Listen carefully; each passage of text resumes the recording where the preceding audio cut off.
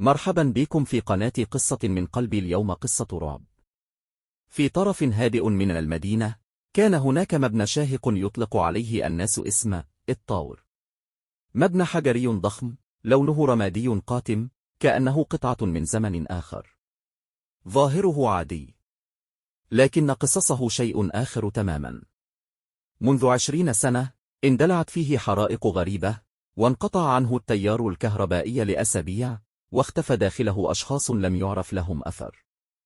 ومع مرور الوقت صار الناس يتجنبون الاقتراب منه حتى في وضح النهار. كانت المدينة كلها تعرف قاعدة واحدة: ادخل ما شئت، لكن لا أحد يخرج دون أن يترك جزءا من روحه هناك. في إحدى الليالي ظهر شاب في 19 من عمره اسمه سامي، شاب شجاع ومغامر بطبيعته، يحلم أن يصبح صانع محتوى يختبر الأماكن المهجورة. وفي تلك الليلة وجد ما يبحث عنه. وقف أمام الطاور، الكاميرا بيده والريح تعصف حوله. قال: هنا يبدأ التحدي الحقيقي.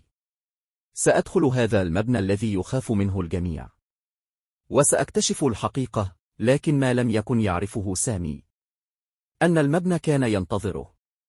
فتح الباب فصدر صرير طويل. دخل سامي إلى الردهة الأول، فوجد المكان مغطى بالغبار والجدران متشققة. لكن الشيء الأكثر غرابة هو أن الباب أغلق خلفه دون أن يلمسه. قال بصوت مرتجف: أكيد مجرد هواء.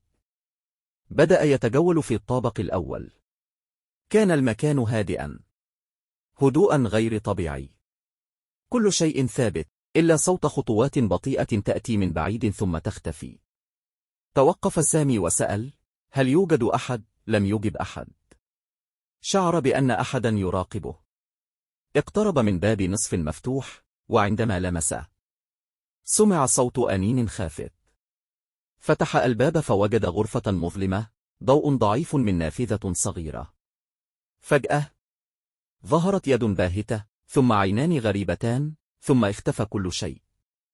قال سامي: لازم أخرج الآن. صعد الدرج بسرعة. كلما صعد سمع أصواتا جديدة، ضحكات، همسات، تنفس قريب. في الطابق الرابع وجد لوحات صغيرة بأسماء أشخاص اختفوا في المبنى. وفي الأسفل مساحة فارغة، كأن اسما جديدا سيضاف. اسمه.